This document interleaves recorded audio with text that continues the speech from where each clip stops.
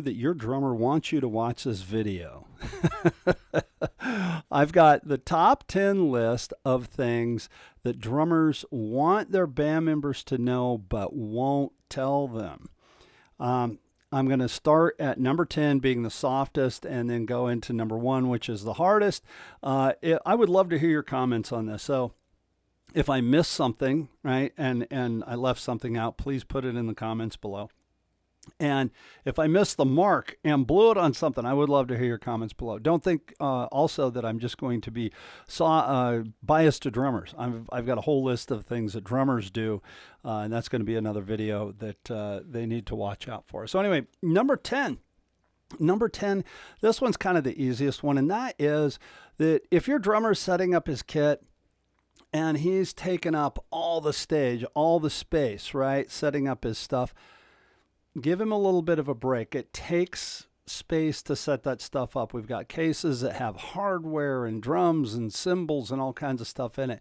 So if we've got stuff strewn about the stage, give us 20, 30 minutes or so to get the drum set put together. Nobody's trying to encroach on anybody's space. It's just that, we're setting stuff up and putting it together, and then it finally condenses down into the drum set. So don't think that we're going to take up all that space. We're not being a stage hog. Number 9, if you notice that the drummer's putting the drum set together, and maybe you're not on the stage, but you're out looking at the stage, and he's not like dead center, or he's off to one side or the other, or she's off to one side or the other, and you notice that they're going to be encroaching on stage space, like where the guitar amps maybe go, or a keyboard or something like that, be sure to tell them while they're setting up before they get the drum set put together, because once you get the drum set together, you pretty much have to dismantle the whole thing piece by piece to move it over 2 feet. And that's annoying as heck. And hey, I've been guilty of doing that. You're not really paying attention. You think you're in the middle of the stage, or maybe it's not a drum riser. So just make sure that if you see that happening, tell them before they get the drum set up. I promise you it will help them a lot and make things go smoother for the entire setup process. When you're playing, watch the drummer. If you get lost in the song, or you don't know where you're going, or you're not sure of the tempo or something like that, watch the drummer. The drummer is not always going to be the band leader. The band leader is going to be the person that calls the shots on pretty much everything. But once the drummer counts in that song, the drummer's in control. We're controlling the 3 biggies. This will come down to number 1. That is groove, time, and feel. So if you're lost and you're not kind of feeling the song the same way, or you're fighting something, or whatever it is, pay attention to the drummer. Don't be lost in your own little world and not, trying to give into the song, right? Don't be rigid. So watch the drummer. Make sure that you pay attention to that. We want the band to win. Number 7, right? We want the band to win. We really do. It's not about us. It's not about, when I said that, like, pay attention to the drummer, watch the drummer. I'm not trying to make it about the drummer being the most important person in the band. Not at all. It's just that the drummer is providing the time, the feel. They're playing the groove. And we want the band to win. So much so that, like, in my in-ear mix, I'm pretty picky about my in-ear mix, because I want to hear what everybody's doing. Not because I want to control everybody, but I want to, if somebody's having trouble with the time, or maybe the feel isn't right, it could be me, right? Maybe I'm feeling the song wrong, so I pay attention to the other musicians, so maybe I can morph a little bit and make sure that I'm providing what the band needs. That is so incredibly important. Number 6. Practice at home, not at rehearsal, not in the recording studio. Come to rehearsal prepared. Be ready to play. Know your parts ahead of time. Rehearsal is not practice time.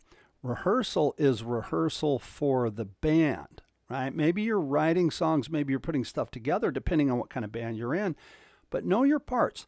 Come to rehearsal practiced. And please practice with a metronome. Yes, the drummer is providing groove, time, and feel, but it's everybody's responsibility in a band to have good time. Yes, the drummer is setting the pace. Yes, the drummer is doing their best to hold the pace steady, but it's everybody's responsibility, I'll say it again, to have good time. If you're playing songs that were recorded in 1960 something and the song moved all over on the original recording, chances are pretty good, unless it's a very prominent part of the song and prominent part of the feel of the song, the drummer's going to try their best to hold the song steady, right? They're not going to float like it would have in 1965 when they weren't recording with a metronome or with a click track, right? They're going to be trying to hold that song steady. So listen to the drummer again and be practiced with a metronome, right? Even if you don't like it, that's okay. You know, practicing with a metronome is hard. One of the things about the metronome's kind of an ego killer, right? And I tell people, don't let it be that. The metronome is showing you your blind spots, right? Maybe I rush the choruses or I drag in the verses, right? So the metronome is going to be perfect. It's not going to speed up or slow down unless you speed it up or slow it down. Again, it's not an ego thing. It's not a thing where it's like, you know, I'm not any good because I can't play with the metronome. No, you just need to practice with it, right? So make sure you practice with the metronome. Number 5, count-ins are not a suggestion. When I count in the song, we're going, right? I don't want to stop in the middle of a count in. And when I count the song in, I'm going to count it in at the tempo that we're going to try to play the song at. So again, it's not a suggestion. Listen to the count-ins, right? Be ready. When I count to 4, when I count to 6, when I count to whatever time the song is in, we are going. Not a suggestion. Number 4. Downbeats are not a suggestion. When it's time to play, when downbeat is at 7 p.m. or 8 p.m. or 8:30 p.m., whenever downbeat is, be on stage, be ready to play. Don't be asleep in your room. Don't be, I'm locked outside of the building and I can't get in, or I went to the wrong building, or I'm in the restroom, or I'm on the phone. Be ready to play. Right? I've been in situations like that before where it's time to go on and we're missing a member. And then inevitably you go on and you start the show and they end up getting mad at you. Come on, right? So be ready to play. Downbeat is not a suggestion. The drummers, number 3. The drummers control more than just the tempo. We control a lot within the band. We could try to control the feel. We try to control how the pace of the show. We try to control how everybody else is feeling it. When I say try, it's because I'm trying to give suggestions, musical cues to the people in the band with me, right? Again, not trying to be controlling. It's just that if we know a song, let's say for the sake of argument, is at 110 beats a minute, right? And one night you're really excited and one of the band members is super excited because it's a big crowd and you're just ready to go. And you're starting at 120 or you're pushing a little bit. We're trying to control that, right? Trying to hold you back. Maybe you're just playing really loud because, again, you're excited, right? Or let's go the opposite. Maybe you're not feeling real good. Maybe you've got, a cold and you're still doing the show. And so you're playing a little under the weather, right? You're playing behind the beat, right?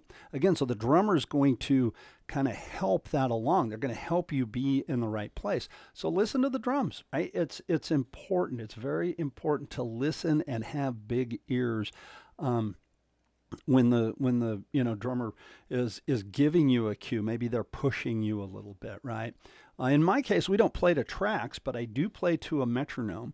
And if I don't play the entire song to the metronome, I have all the metronome going into my ears. I'll start the song with the click, and then I'll reach over and turn it off. So I at least try to, and then at the end of the song, I'll always turn it back on, see how close I was. Did I end in the same place I started?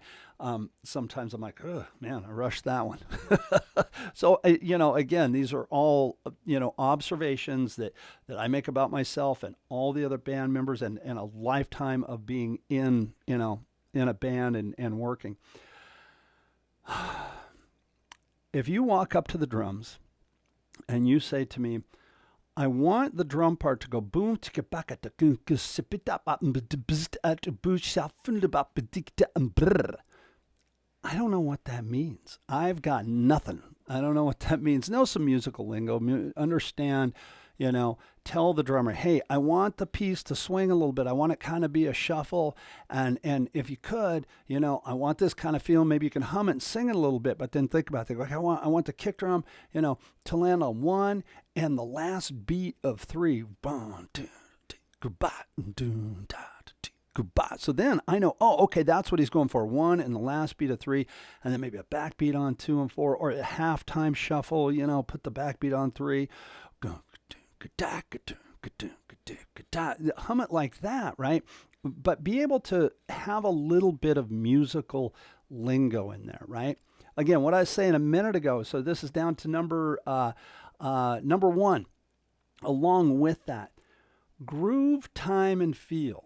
Right? Groove, time, and feel. Those are the 3 most important things to music. And everybody on the stage, again, like the tempo thing, it's all of our responsibility to have that, right? We want to have groove, time, and feel.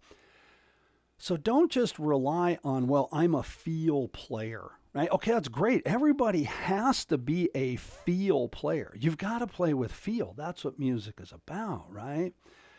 But you want to be able to say to a band member or have a band member say to you something in musical terminology and have them understand it, like any vocation that you're in. Perfect example.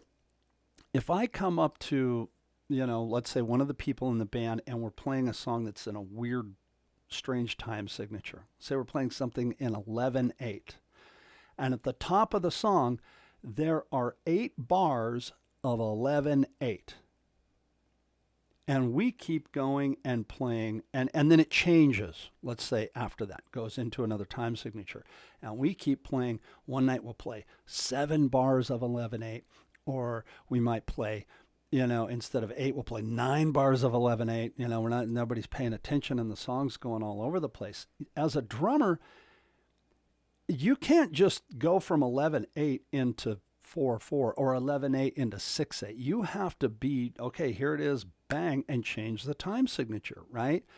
There are times when you can jam and you can make it happen, but man, switching time signatures, that is a tough one.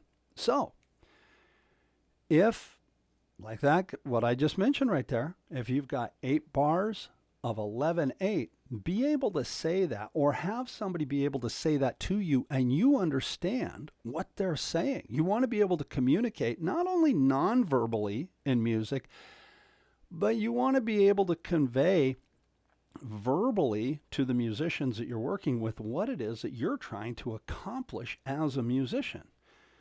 And when you just go by, well, I'm a feel player, I just feel it and I go, well, okay, but everybody feels things differently. We all need to be feel players, again, but everybody feels things a little bit different. So you want to make sure that, you're all feel players and you're starting to feel things the same way. But outside of that part of it, when we are communicating verbally, be able to understand what the drummer is talking about, be able to understand what the other musicians are talking about.